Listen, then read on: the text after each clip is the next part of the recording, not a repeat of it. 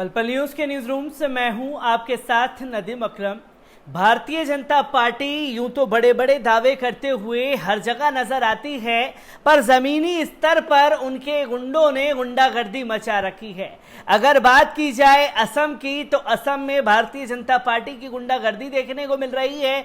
मिजोरम में भारतीय जनता पार्टी की सरकार है, वहां भारतीय जनता पार्टी की गुंडागर्दी देखने को मिल रही है। और तो और जो तस्वीरें कभी देश में देखी नहीं गई, वो तस्वीरें भी सामने आ रही हैं। एक स्टेट के पुलिसकर्मी मर जाते हैं, दूसरे स्टेट के लोग खुशियां मना रहे हैं। ये असम और मिजोरम की तस्वीर की मैं बात कर रहा हूं।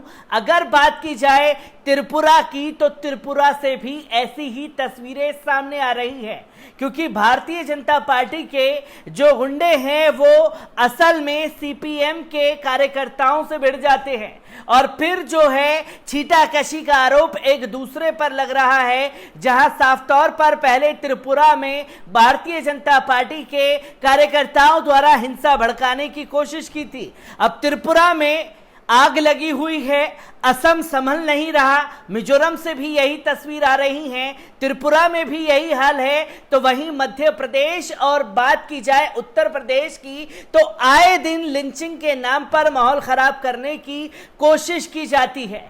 ये तमाम तस्वीरें लगातार सामने आ रही हैं, पर गोदी मीडिया ऐसे खामोश बैठा हुआ है कि जैसे कोई घटना त्रिपुरा में घटी ही नहीं है। और अगर गोदी मीडिया इसे दिखा भी रहा है तो एक स्क्रीनशॉट देख लीजिए पीछे, ये है अर्नब गोस्वामी के चैनल का हाल रिपब्लिक भारत का, जहां वो अपने ओरिजिनल विजुअल्स ना चला करके जाफराबाद में हुए दंगे, जहां पर कुछ मुस्लिम लोग जो हैं वहां खड़े हुए हैं, उन्हें चिन्हित करता हुआ दिखाई दे रहा है। तो ये रिपब्लिक भारत का हाल है। तो वहीं अगर गोदी मीडिया की बात की जाए तो अल्लाह अकबर और हर हर महादेव के नारे में उलझा हुआ है। त्रिपुरा जल रहा है, मतलब नहीं है कि किसी के मुंह से चू निकल जाए। असल में त्रिपुरा में हो क्या रहा है, एक बार इस पर नजर डालते हैं। आपको बता दें कि त्रिपुरा के सिपाही जाला जिले के दो गांव में सत्तारूढ़ भारतीय जनता पार्टी और मुख्य विपक्षी भारतीय कम्युनिस्ट के समर्थकों के बीच झड़प के 2 दिन बाद बुधवार को राजधानी अगरतला सहित 4 और स्थानों पर ताजा हिंसा और आगजनी की सूचना मिली है। त्रिपुरा के गोमती जिले के उदयपुर शहर में उपद्रव उस वक्त हुआ जब माकपा की युवा शाखा democratic youth federation of India ने जुलूस निकाला और इस दौरान कुछ कार्यकर्ता ने सत्तारूढ़ भाजपा के कार्यकर्ता पर कथित तौर पर हमला कर दिया, जिससे वे गंभीर रूप से घायल हो गए हैं। अधिकारियों के मुताबिक लगभग 10 लोग घायल हो गए हैं, 2 सीपीएम कार्यालय जल गए हैं और कम से कम 6 वाहनों को आग लगा दी गई है। पार्टी के नेताओं ने कहा कि सीपीएम के राज्य मुख्यालय को भी निशाना बनाया गया है। ताजा हिंसा गोमती जिले के उदयपुर, सिपाही जाला जिले के विशालगढ़।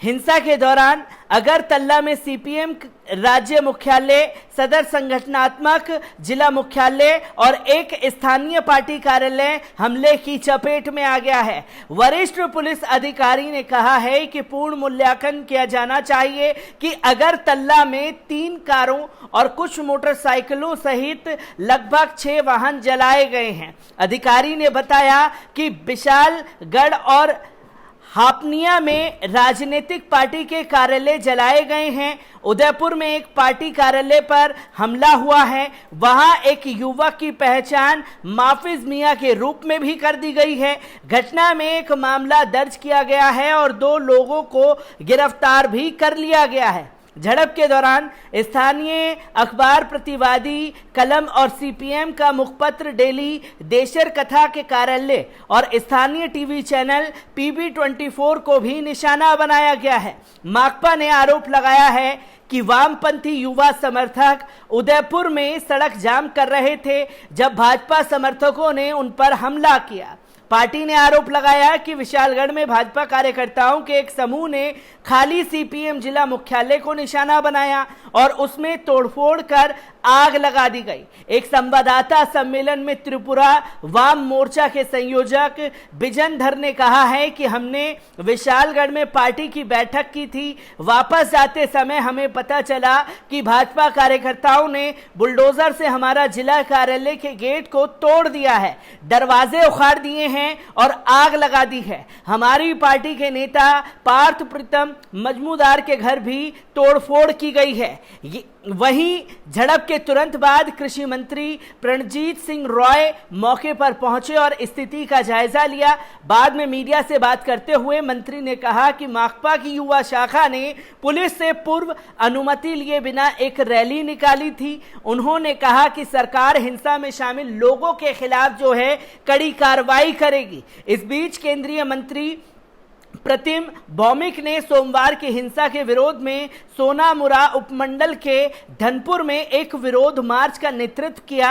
बाद में शाम को भाजपा सदर जिला इकाई ने राजधानी अगरतला में एक विरोध रैली भी की थी। ये तस्वीरें जो हैं आज त्रिपुरा से आ रही हैं, क्योंकि त्रिपुरा चल रहा है और किस तरीके से सीपीएम के कार्यालयों को, नेताओं के घर को भारतीय जनता पार्टी ने चुन चुन करके निशाना बनाया है, इसकी जीती जागती तस्वीरें जो हैं त्रिपुरा से लगातार सामने आ रही हैं। पर मजाल है कि गोदी मीडिया इस पर कुछ बोलता हुआ दिखाई दे।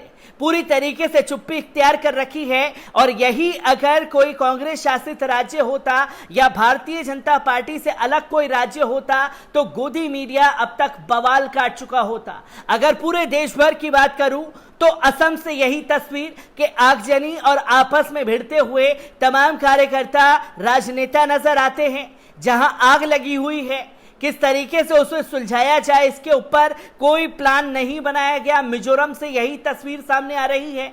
उत्तर प्रदेश, मध्य प्रदेश को छोड़ दीजिए, क्योंकि कट्टर हिंदुत्व की राह में दोनों एक दूसरे को टक्कर दे रहे हैं। और जहां बीजेपी शासित राज्य है वहां यह हाल है, और बीजेपी शासित राज्य जहां नहीं भी है वहां भी भारतीय जनता पार्टी के कार्यकर्ता खुले तौर पर गुंडागर्दी मचा रहे हैं। अभी ताजा मामला जो है सामने आया था राणे के बयान के बाद महाराष्ट्र से, जहां बीजेपी कार्यकर्ताओं की गुंडाई देखने को मिली थी, तो बंगाल से भी लगातार ऐसी ही तस्वीर सामने आती है, जहां भारतीय जनता पार्टी के जो पाले हुए गुंडे हैं वो इन तरह की हरकतों को लगातार अंजाम दे रहे हैं। अब सवाल ये खड़ा होता है कि भारतीय जनता पार्टी जो है अब तमाम राज्यों में चुनाव क्या अपने गुंडाई के दम पर लड़ेगी या कोई मुद्दा भी बचा है? विपक्ष को कमजोर बताने वाली भारतीय जनता पार्टी आज विपक्ष के कार्यालयों को हमला बोल रही है, उनके कार्यालयों में आग लगा रही है, तो समझा जा सकता है कि भारतीय जनता पार्टी